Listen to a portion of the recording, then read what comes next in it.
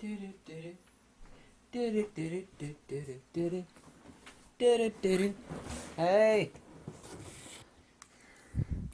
there's one thing I'm famous for, if you could call it famous. It's recommending great lenses. Yes? I'm kind of proud of that. I'm not proud of the fact that I've spent so many countless years, really decades, collecting and testing out lenses. And the one question that I keep seeing posted on photography forums and crazy things said, because I kind of go there for not inspiration, but see what people are talking about. It's like, I've not made a video on that topic before because, ABC Less Than Intelligent Person is discussing something that I blatantly know the answer to about lenses. Is that people have no idea what a good lens is, and you can't really blame people at all because lenses are expensive. And normal people, which I guess I'm not, have families and kids and, car payments and stuff. And, they don't have the time and they don't have the money to test countless lenses. I mean, they'll have XYZ lens and, I'll know it's a junk lens or just not that good. It's like, well, junk compared to what? I mean, that's my famous statement, if you will. It's like, compared to what? People say, this is a great lens. Like, compared to what? How many lenses have you actually tested? And the answer is always, not that many. It's like, well, how do you know it's a good lens? Well, I know it's a good lens. It's recommended by recommended by so and so. The one thing that I consistently get praise on, and even from people that can't stand me for whatever reason ABC XYZ, is like, man, I bought that lens you recommended. I'm so happy. It's nothing. I would have considered it because it's an older lens usually, and I'm so happy with it. Man, I never would have considered this lens. And even though I don't drink alcohol, one of the best comparisons that I could think of is like a fine wine.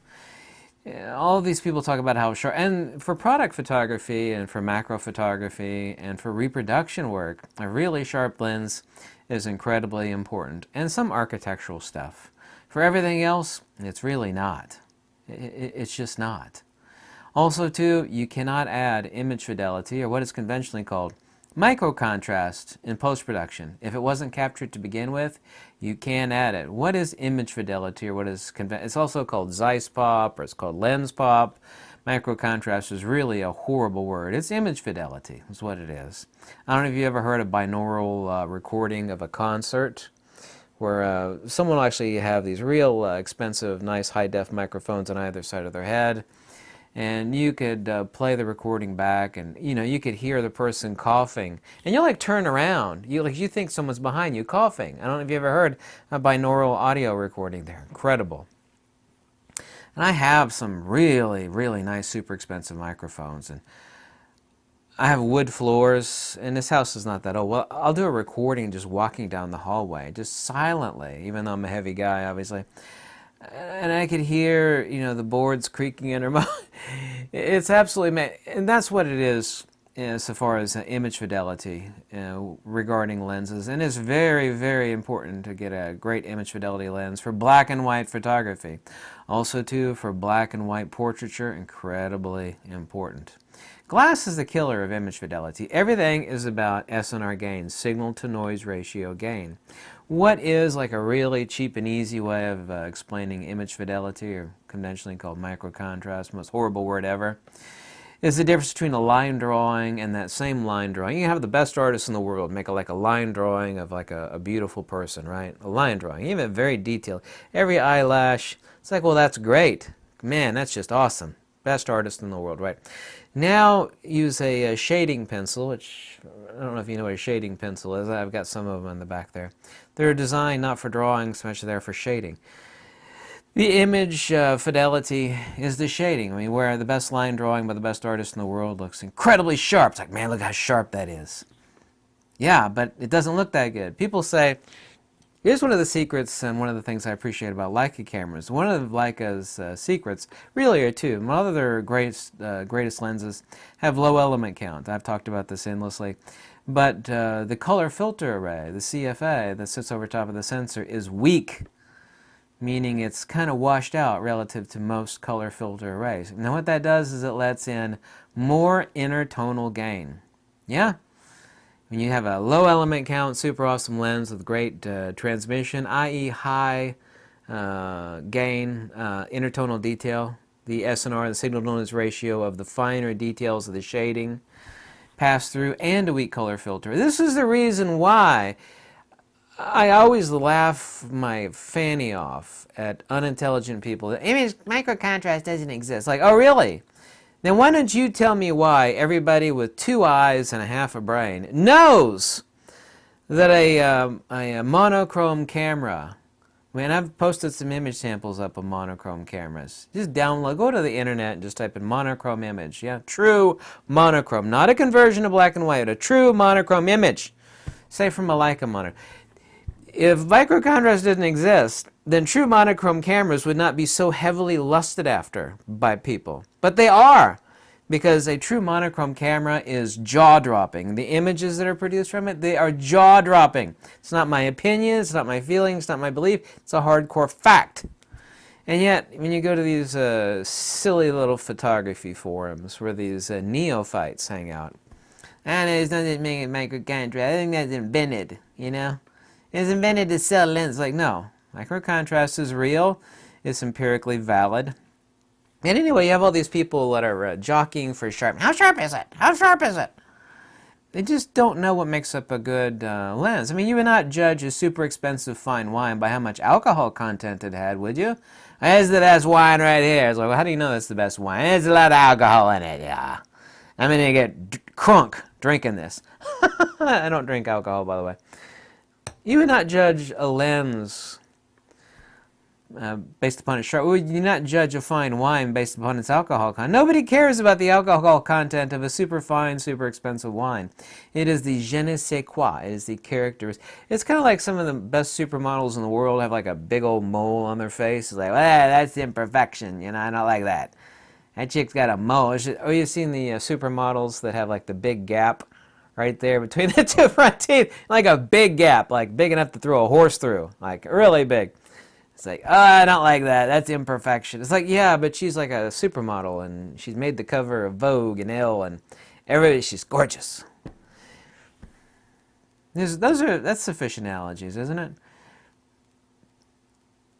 I can be both analytical and engage both the right hemisphere and the left hemisphere of my brain in making logical, intelligent lens reviews. But these are things to consider yourself.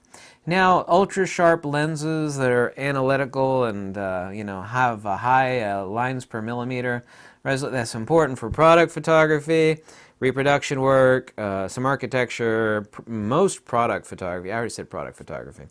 Everything else, not really. Street, portraiture, photojournalism. By the way, for photojournalism, great image fidelity, because black and white photojournalism is awesome, even in this day and age. Well, I can convert it to black and white and get the same thing. Like, no, you can't.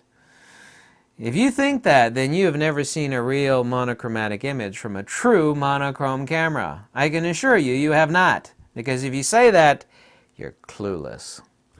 So take into consideration all the attributes. It'd be like dating the most gorgeous person in the world, right? Then you realize that he or she is a wackadoodle. They're like on mood pills to keep themselves stable. It's like, they're so gorgeous, but she's crazy. That's a pretty good metaphor, isn't it? Beautiful but crazy, just untouchable. It's like, yeah. There's a lot of lenses out there. That lens is really sharp. It's like, yeah, but it's no good. People talk about, by the way, I laugh. I'm so proud of myself on this one. One of the worst lens reviews I've ever seen in my life are from these YouTube celebrities, these photography channels. Koala. You can almost set your watch by how bad their lens reviews are. There's a couple of them that think if it's real expensive, it's great. It's like, this lens is the best ever. Okay? And I know because it's $6,000. Koala. That doesn't know what makes a good lens.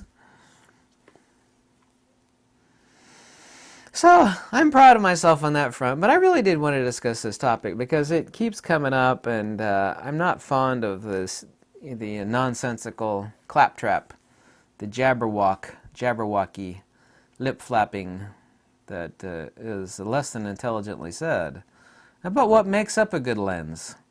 Really, people don't know, and they just don't have the breadth of experience. They just don't. You could think that's an egotistical statement. Yeah, but is it true? I love it when people say, that's egotistical, I don't like what you said. And I'll go back with, yeah, but is it true? Is it true? That's the important thing I want to know. And that always shuts them right up. It's like, yeah, but is it true? People say, I don't like what you said because you're an a-hole, I don't like you. I said, but what I said, was it true? People don't like that at all. They don't care. People don't care about facts and logic and wisdom anymore. They don't care if it's true at all, as long as you say it sweetly. Oh, you're so awesome. They want you to stroke their ego like a kitty cat. Don't rub the kitty cat's fur the wrong way. Meow, meow. Don't pet the kitty cat fur the wrong way. Anyway, I really did want to talk about lenses in this video. Okay. Thank you so much for watching. Goodbye. Meow.